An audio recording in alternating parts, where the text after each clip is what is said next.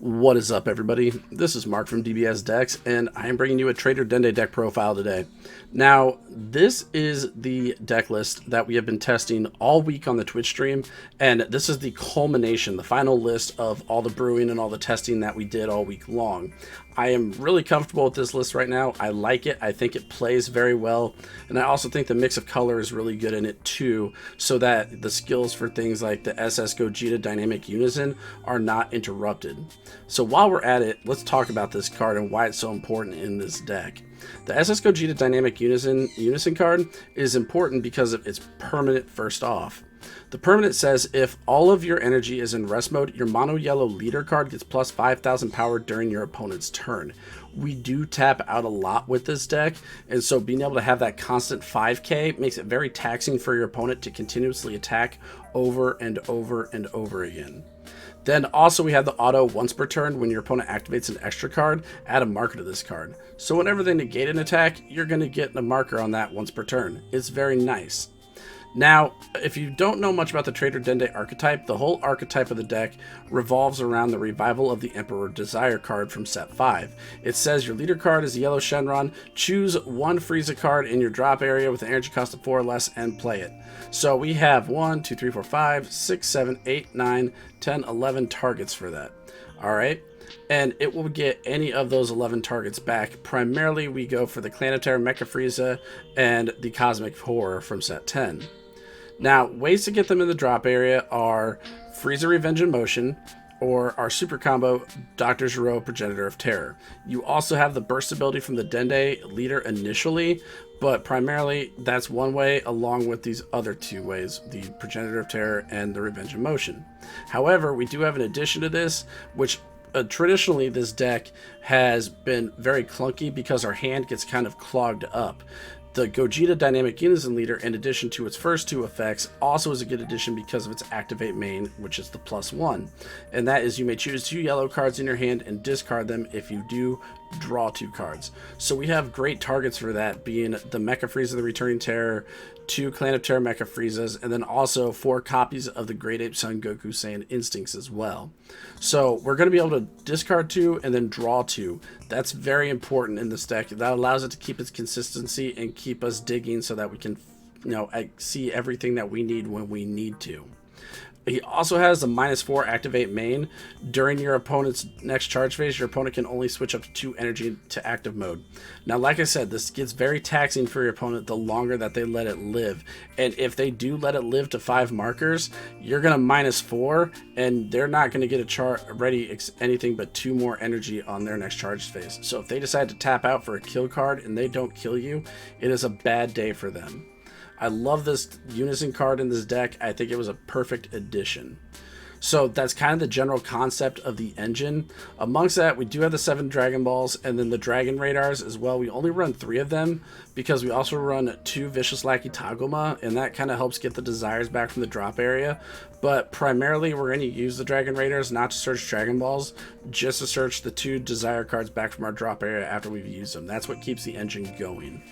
We picked Time Magic for our negate because we see sparking almost immediately, and it's pretty much the best option right now. I don't really see a need for Nimbus.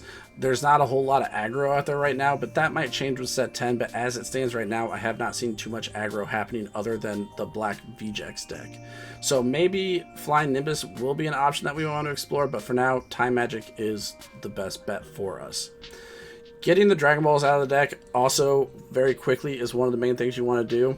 While the Dende leader himself will search for 2 on his burst, you also want to try and get ready to awaken by turn 2 with any Wish leader.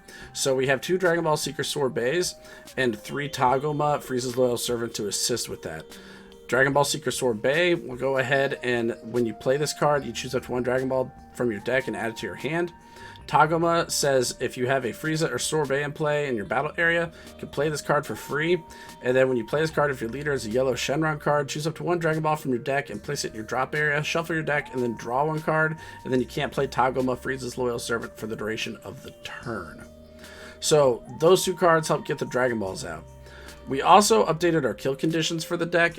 Traditionally, we've used Demigra as the kill condition, which that was great, but also a very taxing card for ourselves because it costs 5 energy, and if we failed to kill, we are pretty much dead.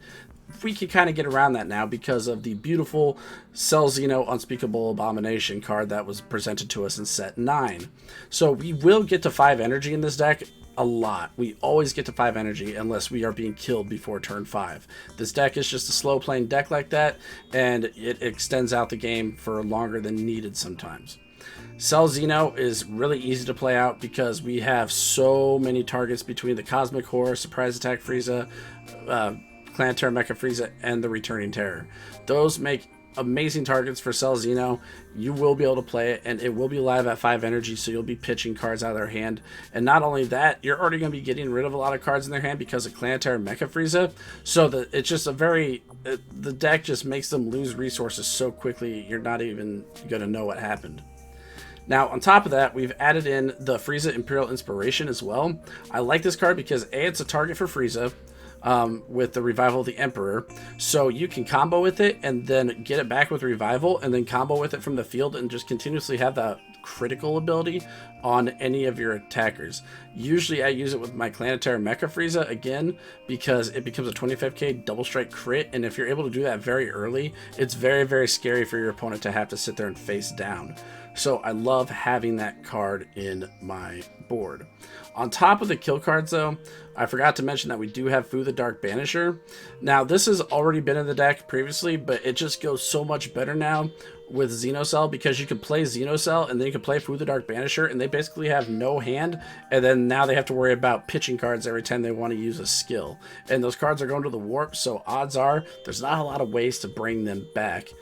We also, for our last little bit of tech, added in the Dangerous Journey Bulma. And the Dangerous Journey Bulma is important because that allows us to put our kill cards back. So that's pretty much an overview of the deck profile very quickly.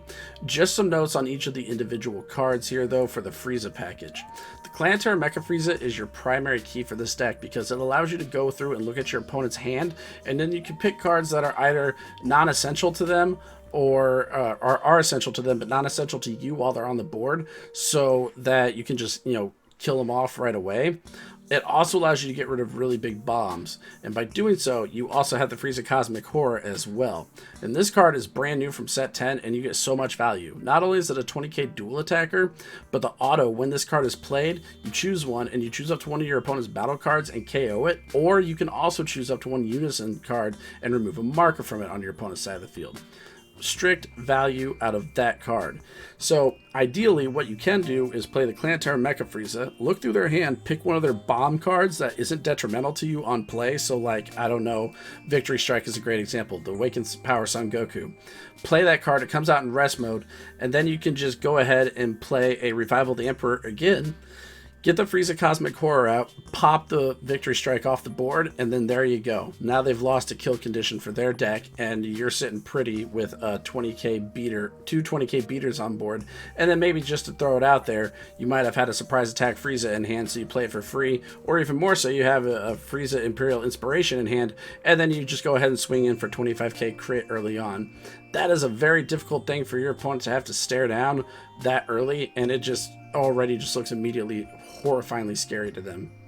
So the last one I want to talk about is the Mecha Frieza, the Returning Terror. This card's great for aggro cards. So if you have a deck that is pretty aggressive, you can just use this to kill the aggro cards off when they're in rest mode, and then wait for them to attack again because they'll probably rebuild and start swinging again. Combo it out to protect yourself, and then rinse and repeat that process and just kind of make them waste resources while you're protecting yourself. And then when you get to the bigger bombs, you can use your other bigger cards to deal with those things as they come along. So that's pretty much an explanation of the deck. The final note though is the Great Ape Son Goku Saiyan Instincts. If you don't have this card, use Universe 9 Assemble from the draft box. It's a pay 2, draw 2, and then if all your opponent's energy is in rest mode, you can go ahead and play a 2 or less Universe 9 from your deck, but we don't really care about that. All we care about is that it's a pay 2, draw 2.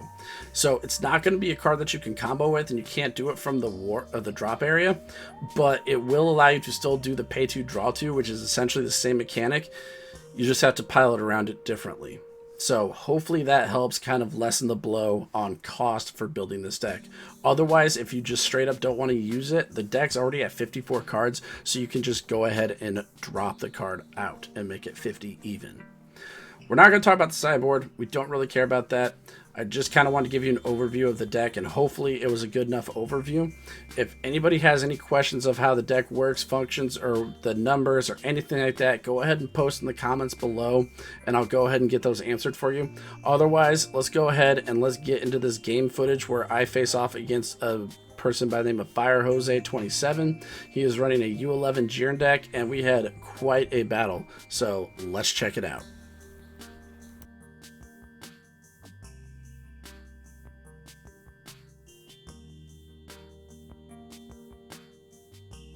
Okay, so our opening hand here is not terrible. We have a Dragon Ball, Surprise Attack, Frieza, Imperial Inspiration, the Great Ape Goku, and then we also have a Mecha Frieza, Clan of Terror, and then we have the new Green Frieza from set 10, and then a Tagoma. We're going to probably want to charge the Ape here, which we end up doing. Then for the first part of our turn here on turn 1, we're just going to go through and we're going to get as much value out of Dragon Balls as possible, and we're also going to try and get as many out of life and deck. We end up getting 6 this turn, so we unfortunately don't get the full Awaken on turn 1, but 6 out of 7 is good enough.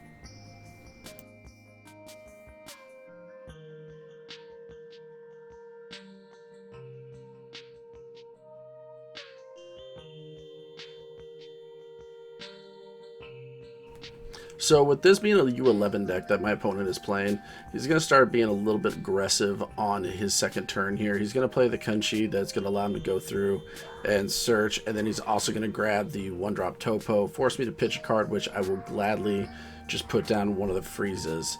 I will take a life, and that's pretty much the extent of the damage he's going to do to me, and then next turn we're just going to, hopefully gain some real value.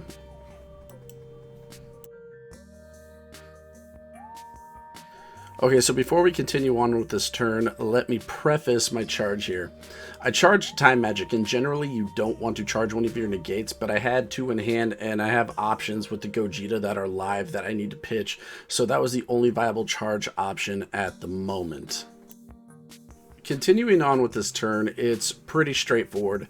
We play the Gogeta down, and we're going to pitch the Ape and the Clan of Terror Mecha Frieza. We're going to get the last Dragon Ball out off of the burst, and then we're going to Wish Awaken, and then just draw 2 cards and say we are good. We don't want to attack. We want to force him to do that himself since he's a self-awakening leader. So this next turn, our opponent is going to test the limits of the value of Gogeta for us. Again, like I said, that the longer he stays out there, the harder it is going to be for your opponent to deal with your leader because it becomes taxing. Since I'm tapped out right now, our leader is at 20k.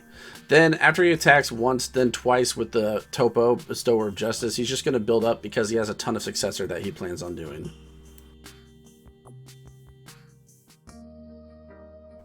Okay, so this turn is one of our longer turns. The first part, we're going to draw into a Gogeta, and then we're going to pitch a Sorbet and a Clan of Terror Mecha Frieza, and we're going to draw our 2 cards, which turns out to be 2 Revival of the Emperor. So if you remember in the deck profile where I talked about the deck gets real value, here's where you're going to see it. We're going to go ahead and we're going to use the first Revival of the Emperor, and that's going to play out the Clan of Terror Mecha Frieza.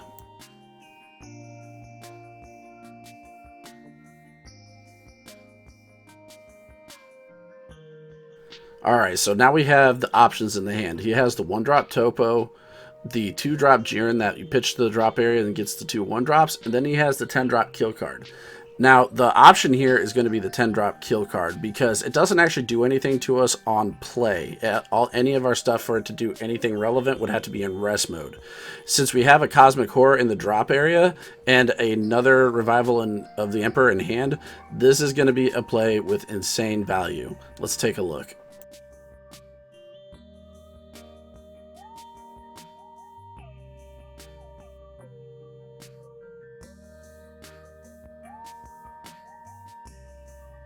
So again, just as I stated in the video, we played the Jiren down with the Clan of Terror Mecha Frieza, we popped it with the Cosmic Core, and then we had the Surprise Attack Frieza in our hand, which gives us 3 bodies for 2 energy. This happens more often than you think. This was not just a fluke. It does happen quite a lot. So again, lots of value out of that little 2-card combination. So we're going to go ahead and swing with the Surprise Attack Frieza, and then we'll also see a swing with the Clan of Terror Mecha Frieza into the Jiren, and we're going to pump for value using the Imperial Inspiration that is in our hand.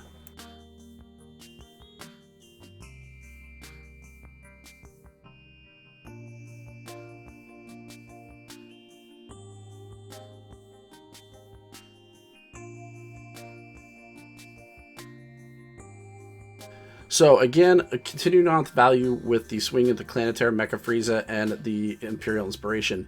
This put our opponent in a rough spot because not only is he on the unawakened side and I'm swinging with something very large, he only has 1 card in hand, and we tore the other decent cards out using the Clan of Terror Mecha Frieza, and then we just straight up killed it with the Cosmic Core. So in order for him to still gain hand advantage, he wants to be on his unawakened side for as long as possible and be able to use his ability to draw the card, rip the life, you know, to kind of recoup his losses.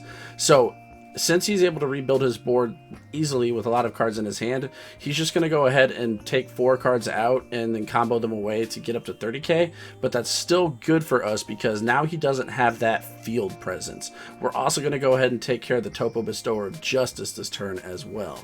And we will do that by swinging into it with the Frieza Cosmic Horror because it's got the dual attack 20k and it will stay in active mode after we attack.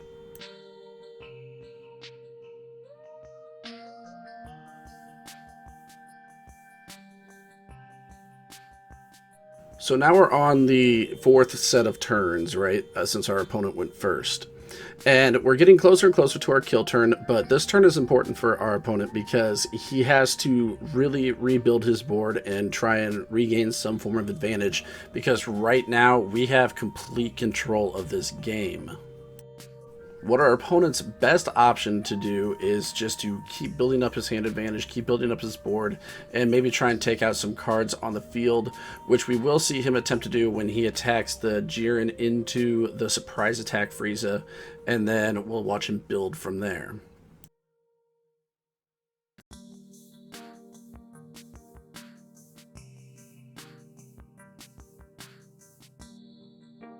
So since we had the Toggle on board, he is going to go ahead and fail to get the KO on our Surprise Attack Frieza, which is fine for us because that's what all Togama is really used for. So he's good value in that part as well for the combo fodder, but it also allows us to keep our board presence as well. So here is our first look at our opponent attempting to get his board back under control on his 4th turn. He is going to pitch Jiren Pride of Universe 11, which is the 2-drop promo, allowing you to pitch it to the drop area and get 2 1-drops back from your drop area onto the field with their skills negated for the turn. Okay, so the final move for our opponent on his 4th turn is going to be a play of Binary Blade Casserole. That's going to go through his deck, find a Universe 11 that's a cost of 1 and play it with its skills negated, and he's going to use that to find Vaughn Dynamite Blaster, leaving him with 5 battle cards on the field. However, he is going to have 1 card in hand and 1 energy open, and since he's already pitched the 3 cards that we saw with Clan of Terror Mecha Frieza, we don't know what he's holding, but it's probably a negate.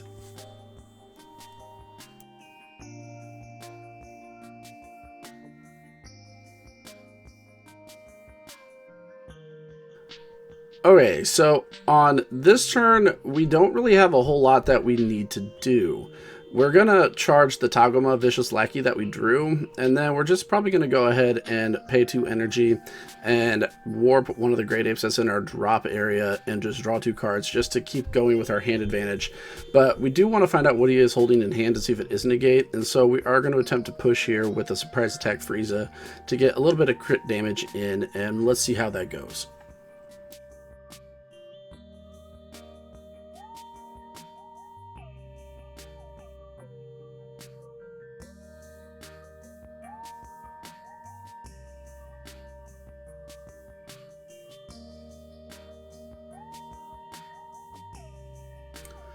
Alright, so as we predicted, there was a 1-drop in hand, and it was negate, and we have the Light Bullet. So Light Bullet is going to rest 2 of his battle cards, and he's going to negate the attack, and then I'm only going to get 1 more attack for the rest of the turn with battle cards. Now, on top of that, since he rested his Casserole, the Slash Striker, the auto from that card says when this card is switched to rest mode by one of your skills, choose up to one of your opponent's battle cards with an energy cost of 4 or less and switch it to rest mode. So since that happened with the Light Bullet, he's going to go ahead and choose my Frieza Cosmic Horror, and he is going to rest that card. So that kind of takes that card out of the mix for the attack. However, I still do have the Clan of Terra Mecha Frieza. Now, that being said, he has 0 cards in hand right now, so we're not going to want to attack him directly. That would be foolish. We don't want to give him more advantage than we actually need to. So what we're going to do is we're going to go ahead and use our last battle card attack, our Unison card, and our leader card, and we're going to attempt to clear his board. Now you will see an error where he does think I attacked the leader, where I actually attacked the Casserole Slash Striker, and he'll take a life, but we fixed it real quick, and he goes ahead and puts it back. So we don't expect him to use any of the blockers on these attacks. We're just going to clear the 2 cards in rest mode and kind of take those numbers for successor down. So let's take a look.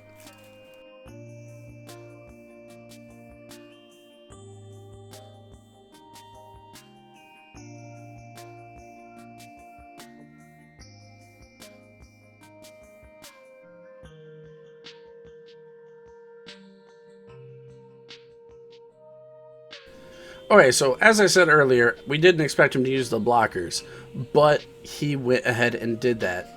Now, he did talk to me after the game about this, and he did say that he did make a play mistake, and this was one of the key play mistakes that he made right here. He should have just left the blockers well enough alone, because he should have known that I wasn't going to attack him and give him hand advantage. There was 0 point of me doing that.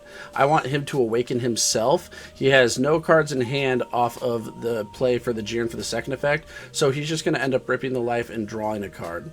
And then on top of that, the card that he draws on his next turn is going to have to be played in energy. So he's going to have 0 cards to work with on attack. He should have kept the blockers because I'm going to have a bigger board later on in the game, and possibly even my kill cards. And so that's not something that he has to deal with. So by doing that, he made a big play mistake in letting me kill both of his blockers off that easily. And when I asked him about it during the game, he said he kept it for the successor numbers because it was a 2-drop and he gets more value. So I thought that was an interesting piece of the game to talk about.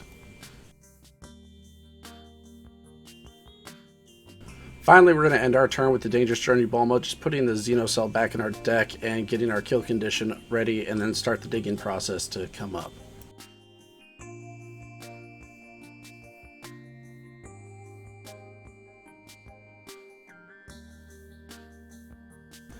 So on turn 5, our opponent gets an amazing top deck, which is the 2-drop Anilaza that ignores energy exhaust on charge. Now, as I said, he has 0 cards in hand on this turn, so his only option from here is to just basically attack with the Jiren somewhere and attempt to get cards in hand, which he'll draw a card and then he'll rip a life down to 4. Now that will allow him to awaken. So afterwards, he is going to play cards and he is going to rebuild his board and try and get as much of a field presence as possible just for more successor. On top of that, he is also going to successor with Dice Bow to draw cards.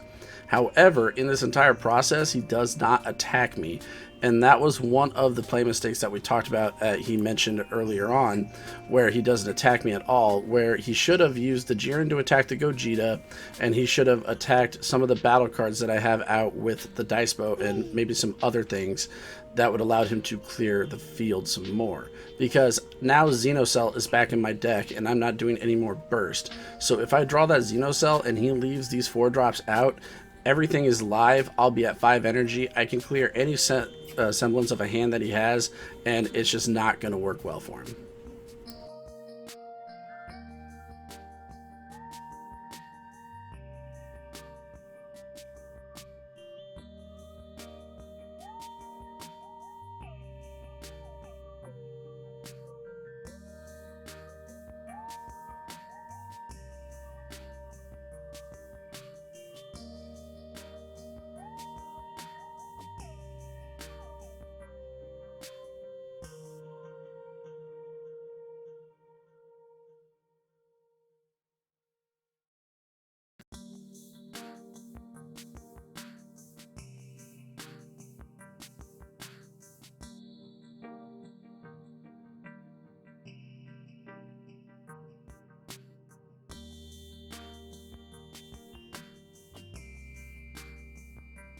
So, as I said, our opponent is going to have a ridiculous board by the time his turn is over, and he did.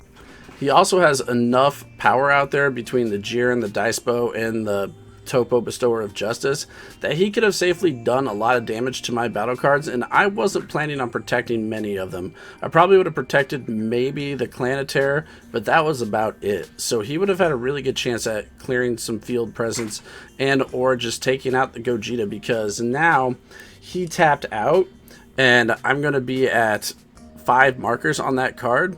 So I'll be able to use the -4, and he's only getting 2 energy next turn. Luckily for my opponent, though, I did not draw the Xeno Cell, because if I would have, it would have been game over this turn.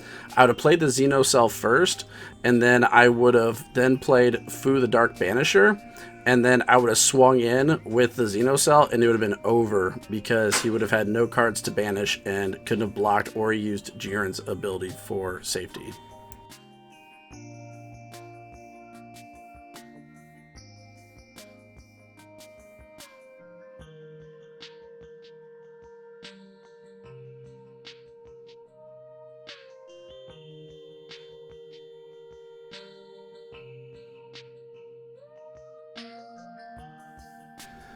Alright, so on this turn, we start off a little bit slower. I begin by charging a Gogeta Unison card, and then I try and push some damage with Surprise Attack Frieza. Instead, he's just going to use the Jiren Leader ability to stop himself from taking damage for the duration of the turn, because obviously he has a ton of Universe 11 out. After that, I just play Revival of the Emperor to get Frieza Cosmic Horror out, and I'm going to go ahead and use that to pop the Jiren Righteous Leader, which is the 3-drop 20k. I do that because A, it's a 20k beater and I don't want to deal with it, and B, it is also a 3-drop, which is great numbers for Successor for him, so we kind of want to try and keep those numbers as low as humanly possible.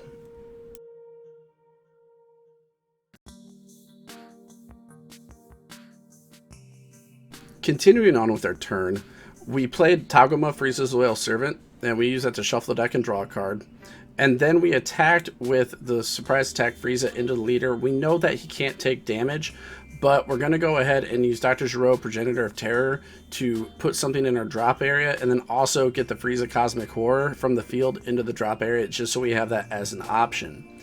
Then we're going to fish out 2 more Revival of the Emperors with the Dragon Radar, and then we're going to use one of them and hard cast it and get the Clan of Terror Mecha Frieza from the drop area, and we're going to check out his hand.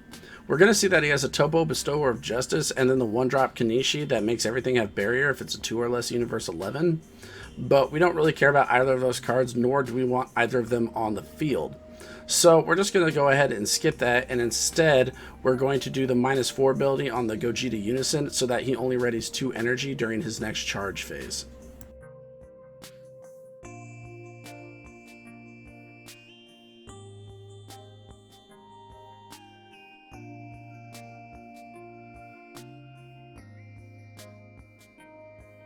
So this entire turn I was really nervous because I was half expecting him to have the Xeno Cell card in his hand, but fortunately he didn't. So he goes ahead and he just attacks the Gogeta leader and uses the Jiren ability on his turn, since it extends into your next main phase, and he doesn't take any damage on my turn. So he kills off my Gogeta, he attacks me with the Dice Bow, but then I combo out using the Tagoma on the field, and then he just successors into another one, draws 2 off of that, and then finally ends up playing Topo Bestower of Justice and taps himself out again. Clearly he's not worried about the Gogeta ability, but now he doesn't really have anything to defend, just in case I do have something crazy in my hand that I draw this next turn.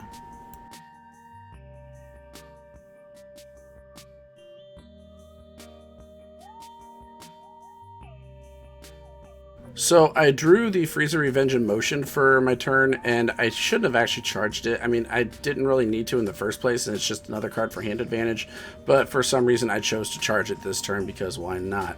Then I wasn't paying attention, and I swang with Surprise Attack Frieza while he was impervious, so that was also a little boo-boo that I made here.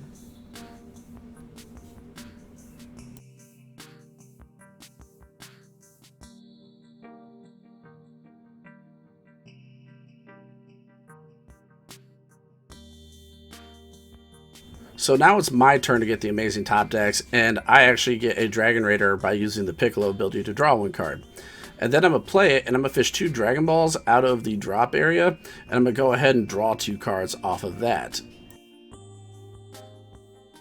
So, using the Dragon Balls, we continue to have really good draws, and we get a Xenocell, and we get a Time Magic. Now, I want to be able to get rid of his hand this turn, because him not having a hand is just so much better for me. Now, this is a gamble for me, because he could potentially just figure out a way to kill the Xenocell, but I'm actually okay with that, because anything he does is probably going to cost him field advantage anyway. And I've got a Time Magic in hand, so I feel pretty protected, and I'm at 5 life. So I play the Xenocell, and then I'm going to go ahead and get 3 cards out of his hand, and then to get that 4th card out, I'm going to use the Revival of the Emperor that's in my hand, and I'm going to get the Planetary Mecha Frieza out, and then I'm going to look at his hand, and it's just going to be an Anilaza. He's going to go ahead and play that, and then I'm just going to kill it with my leader, and then I'm going to call it a day.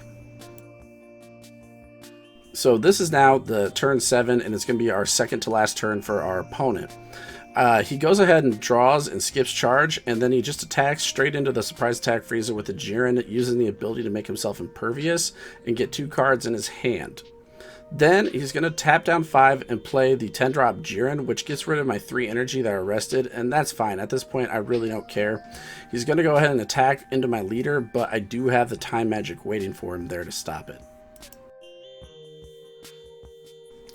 Now we are back to my turn, and this turn is going to go pretty quick. I'm going to draw and get a Dragon Radar, and I'm going to charge the returning Terra Mecha Frieza. I'm going to play the Dragon Radar. I'm going to get 2 Revival of the Emperors back. I'm going to use one of them to play Frieza Cosmic Horror, and I'm going to use that to KO the Jiren 10-drop that is on the board since it has no protection. After that, I'm just going to pass because I can't do any damage, and there's nothing else, so we're just going to hope that he can't kill me on his next turn.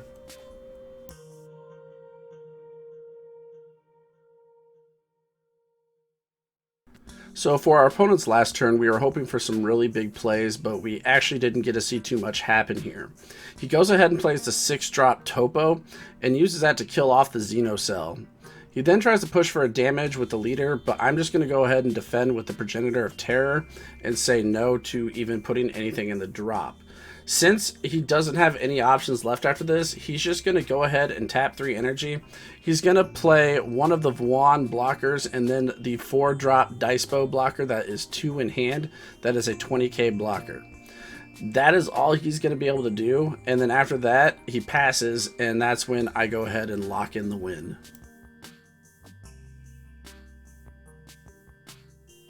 So now on my final turn, it doesn't really matter what order I do anything in. We're just going to go ahead and play the Cosmic Horror. We're going to kill the Dice Bow, get the surprise attack Frieza, and then we're going to warp everything and get the Banisher Fu. Now, while I say it didn't matter what order I did it in, he only had 1 card left in hand. The best bet probably would have been for me to play Planetary Mecha Frieza just to get that last card out, preventing him from being able to do absolutely anything and risk something happening to my Dark Banisher Fu. So that being said, I still played it pretty good, but the smarter play on that last one would have been to just play the Planetary and not worry about what he had on board. Otherwise, it was a great match. I thank Fire Jose 27 so much for hanging out and playing with me, and I hope he had fun as well. I'd also like to thank everybody here for, staying and watching the entire video. If you got this far and you really liked it, don't forget to hit that like and subscribe button, and then stay tuned for more content as we keep bringing it to you here in the future. You guys have a great night. Take care.